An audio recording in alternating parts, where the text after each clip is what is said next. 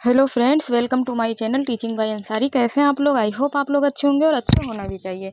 यहाँ पे देखिए एक सवाल लिखा गया है कि x square minus 3x plus 2 is equal to 0 के मूल एल्फ़ा बीटा हैं। तो alpha plus beta into alpha plus 1 into beta plus 1 का मूल वाला समीकरण ज्ञात करो। तो इसकी हेल्प से हमें एक समीकरण बनाना है। ये जो समीकरण दिया है इसको वेरीफाई मतलब करके हमें एक समीकरण बनाना है। तो सबसे पहले यहाँ पे देखिए लिखा है x square minus 3x plus 2 is equal to 0 के मूल अल्फा बीटा है। तो ये जो होता है, ये यहाँ पे जो होता है माइनस के बगल में जो भी संख्या दी होती है वो क्या होता है हमेशा अल्फा प्लस बीटा। तो हम अल्फा प्लस बीटा अगर लिखें तो ये यहाँ पे क्या लिखा हुआ है, 3 लिखा हुआ है। तो अल्फा प्लस बीटा क्या हो जाएगा, 3 हो जाएगा। और यहाँ पे जो भी संख्या जो भी पद दिया होता है वो हमेशा क्या होता है, अल्फा इंटू बीटा। तो यहाँ पे हम लिख देते हैं alpha into beta is equal to कितना दिया गया है, 2 दिया गया है, तो हम 2 लिख देते हैं। तो ये चीज़ें तो अंडरस्टूड है। और ये अल्फा प्लस बीटा होता है, ये अल्फा इंटू बीटा होता है। उनका जो भी वैल्यू दिया गया है वो मैंने यहाँ पे लिख दिया है। अब उसके बाद में हम देखते हैं कि देखिए इसको हम चलिए ओपन करते हैं और देखते हैं। तो यहाँ पे लिखा है alpha plus 1 into beta plus 1। तो हम सबसे पहले अल्फा प्लस बीटा के फॉर्म में इसका मान रख के देखते हैं। तो यहाँ पे लिखा है अल्फा प्लस 1 और हम प्लस के फॉर्म में रख के देखते हैं। तो क्या कर देंगे, यहाँ पे प्लस का निशान लगाएंगे। फिर क्या लिखा हुआ है, बीटा प्लस 1।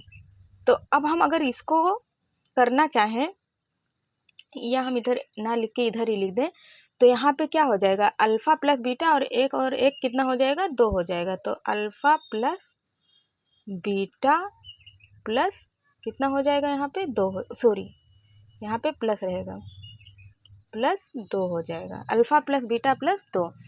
तो अल्फा और प्लस बीटा का मान यहाँ पे कितना दिया गया है, 3 दिया गया है। तो हम यहाँ पे लिख सकते हैं 3 प्लस 2 इक्वल टू 5। तो अल्फा और बीटा के फॉर्म में जब हम इसका मान देखें तो कितना निकल के आ गया, 5 निकल के आ गया। अब इसी तरह से चलिए हम अल्फा इंटू बीटा के फॉर्म में इसका मान निकाल के देख लेते हैं।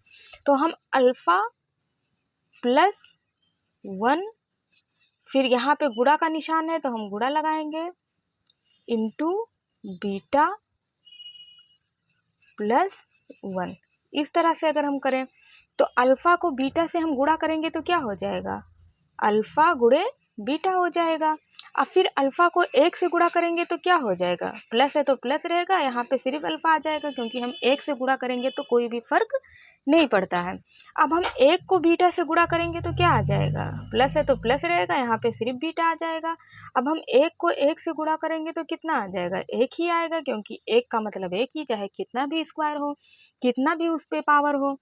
तो यहाँ पे अल्फा प्लस इंटू बीटा, यहाँ पे देखिए क्या लिखा, alpha into beta. Alpha into beta का वैल्यू हमने कितना निकाला, यहाँ पे 2। तो हम यहाँ पे 2 भी लिख सकते हैं।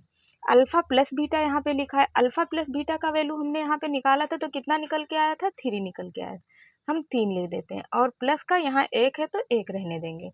अब हम इन सबको इक्वल करेंगे तो इसका वैल्यू कितना आ जाएगा, 2 प्लस 3 प्लस 1 यानी कि 6 आ जाएगा।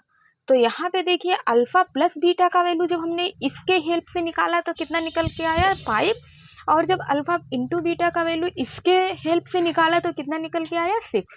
तो 5 भी निकल के आ गया है और 6 भी निकल के आ गया है। अब हम चलिए समीकरण बना लेंगे क्योंकि इसने क्या कहा है कि समीकरण ज्ञात करो।